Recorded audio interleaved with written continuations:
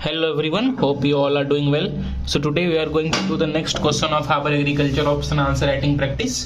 जो हमारी agriculture optional answer writing practice series चल रही है उसके नेक्स्ट क्वेश्चन को आज हम लोग करने वाले हैं. And today's question is discuss the response of crop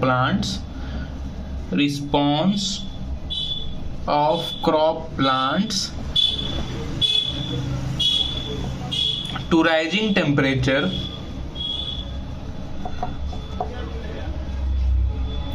and CO2 levels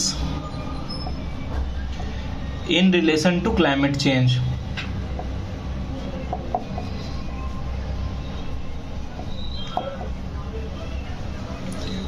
So first of all आप सबको क्वेश्चन समझना होगा. We all know that climate change की वजह से क्या हो रहा है, हमारा CO2 लेवल्स बढ़ रहा है और टेम्परेचर भी बढ़ रहा है. क्या हो रहा है क्लाइमेट चेंज की वजह से, क्या हो रहा है GHG इमिशंस, तो हमारे ग्रीन हाउस गैस इमिशंस जो हैं वो बढ़ रहे हैं. ग्रीन हाउस गैसेस के emissions specially CO2 is also a green house gas. तो इमिशंस बढ़ने से क्या हो रहा है कि हमारा जो टेम्परेचर है, जो अर्थ का नॉर्मल टेम्परेचर है, दैट इज ऑल्सो राइजिंग. तो सिंपली क्वेश्चन इज आस्किंग कि हमारा जो क्लाइमेट चेंज की वजह से टेम्परेचर बढ़ रहा है, ये CO2 बढ़ रही है लेवल्स उन दोनों की, तो उस पे क्रॉप प्लांट्स का कैसा रिस्पॉन्स होगा. What will be the response of crop plants to rising temperature and CO2 level in relation to climate change. तो इस चीज को हमें डिस्कस करना है. So I hope you understand the question.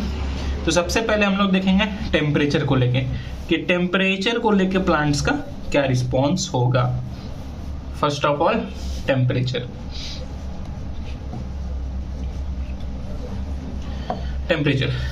तो सबसे पहले क्या होता है ना कि जब भी टेम्परेचर बढ़ती है to a certain limit, when temperature increases it also increases the rate of photosynthesis. तो उससे फोटोसिंथेसिस का रेट भी बढ़ता है. But this can be seen up to a certain level, up to around 40 degree Celsius, 35 से 40 degree Celsius तक as per the different plants, different varieties and different species of plants.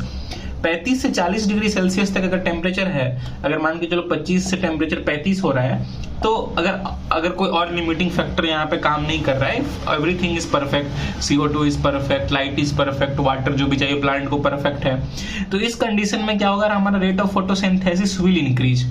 But when that temperature increases beyond 40 degree, जब वो temperature 40 degree से अधिक बढ़ जाता है, तो उसके बाद जो है फोटोसिंथेसिस में रिडक्शन देखने को मिलती है.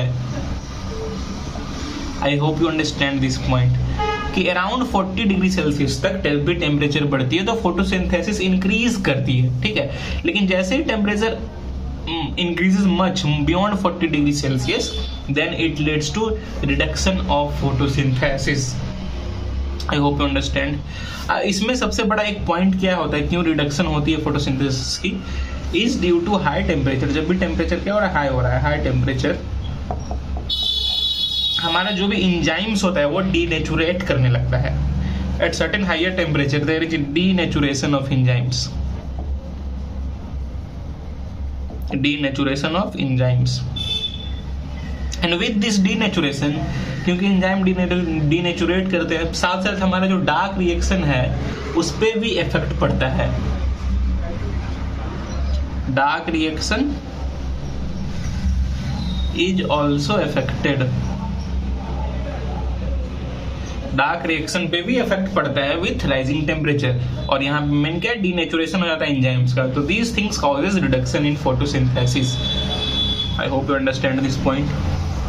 और सर्टेनली देखो क्या होता है, जब भी टेम्परेचर बढ़ रही है चीजें तो हो रही है, प्लस देखो 2-3 चीज इसमें कोरिलेट करती है. जब भी टेम्परेचर बढ़ रहा है हमारा, तो क्या हो रहा है, हमारी जो ड्राइनेस है सिचुएशन की, जो एटमॉस्फेयर की ड्राइनेस है, अगर आप देखोगे तो ज़ेरोफाइटिक कंडीशन वहां पे बननी शुरू हो जाती है.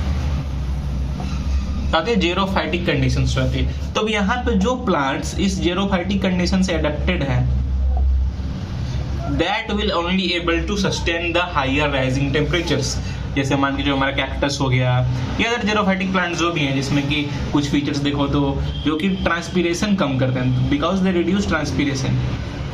फोटोसिंथेसिस रेट को वो कम करते हैं, ट्रांसपिरेशन रेट को कम करते हैं, कुछ स्ट्रक्चर्स आप कुछ काफ़ी जानते हैं जेरोफाइटिक एडेप्टेशन के बारे में, जैसे वैक्सी कवरिंग कर दी, लिप्स टू थॉर्न्स हो गए, हाई सूट रूट रेशियो हो जाता है, मतलब जो डीप रूट्स होते हैं ताकि वो वाटर अंदर से भी खींच पाए। तो ये सारी चीजें हैं जो टेम्परेचर के साथ देखने को हमें मिलती है कि कंडीशंस स्टार्टेड बिकमिंग जेरोफाइटिक, और वहां पे जो प्लांट्स जिस जेरोफाइटिक कंडीशन से अडेप्टेड हैं, which can adapt to this xerophytic conditions, prosper, वो आगे बढ़ सकते हैं, अपने लिविंग स्टेटस को, अपना लिविंग कंडीशन को आगे बढ़ा सकते हैं। एंड दो प्लांट्स जो इस टेम्परेचर को नहीं मेंटेन कर पा रहे हैं, जो इस जेरोफाइटिक कंडीशन से अडेप्टेड नहीं है, उनको सबसे अधिक इफेक्ट पड़ता है। यहाँ तक कि क्लाइमेट चेंज की वजह से ये भी नोटिस किया गया है कि आफ्टर सर्टेन लिमिट, जब वो लिमिट होती है प्लांट्स की, उस लिमिट को अगर क्रॉस करता है तो 1 degree Celsius increase in temperature leads to reduction of 10% of wheat yields. जो हमारा व्हीट यील्ड है उसका 10% रिडक्शन होता है। Just I am giving example. तो इससे क्या आप समझ रहे हो कि यील्ड लॉस भी होता है विथ हायर टेम्परेचर राइज। जो हमारे एग्रीकल्चर में क्रॉप्स हैं उसकी यील्ड लॉस भी होगी, and that this could also become a major problem in the coming future. So these are some of the problems with rising temperature due to climate change. I hope आप सबको समझ में आ गया होगा। अब next बढ़ते हैं सेकेंड पॉइंट के ऊपर, that is carbon dioxide. CO2 के राइज होने से क्या क्या प्रॉब्लम्स होती है। कार्बन डाइऑक्साइड, तो फर्स्ट ऑफ ऑल क्या होता है कि देखो CO2 is limiting factor of photosynthesis. हमारे एटमॉस्फेयर में CO2 किस परसेंटेज में, 0.03%। तो it's become limiting factor for photosynthesis. अगर फोटोसिंथेसिस के लिए हमें सब कुछ मिल गया, परफेक्ट टेम्परेचर मिल गया, परफेक्ट वाटर में सनलाइट मिल गया, परफेक्ट जो भी चीज हमें मिल गया, लेकिन अगर CO2 परफेक्ट नहीं मिला तो it acts as a limiting factor, फिर हमारा फोटोसिंथेसिस ठीक से नहीं हो पाएगा। ठीक है, तो अब क्या होता है, अगर लाइट और टेम्परेचर हमारी ऑप्टिमम है, sunlight is light and temperature अगर बोथ क्या है, ऑप्टिमम है, तो क्या होता है, CO2 के इंक्रीज से हमारा फोटोसिंथेसिस इंक्रीज हो रहा है। P means photosynthesis. तो क्या हो रहा है कि अगर सब कुछ हमारा ऑप्टिमम है तो सर्टेन लेवल्स तक CO2 के इंक्रीज से हमारा फोटोसिंथेसिस इंक्रीज होता है। बट आफ्टर सर्टेन लेवल, जब CO2 बहुत ज्यादा इंक्रीज होने लगता है तो this becomes toxic to plants. At certain level तक फोटोसिंथेसिस इंक्रीज होता है, पर when CO2 gets increasing more and more and more beyond certain limit चला जाता है, तो that shows toxicity, toxic effect दिखाता है प्लांट में, जिसके वजह से फोटोसिंथेसिस रिड्यूस हो जाता है। प्लांट की नॉर्मल नेचुरल कंडीशंस, जो भी नॉर्मल फंक्शंस जो है, that get affected.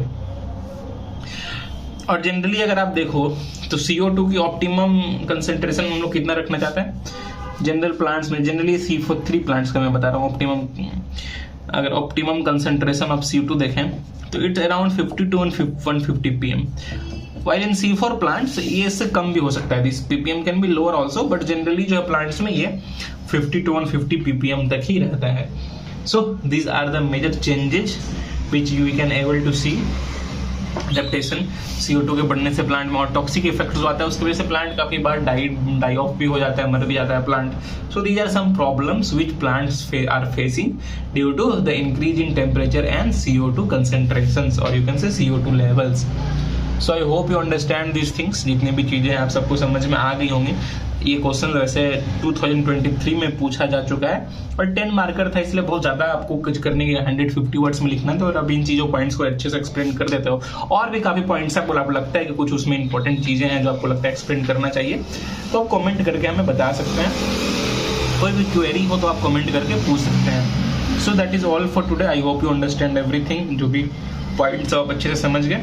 So please do like करें, शेयर करें, सब्सक्राइब करें।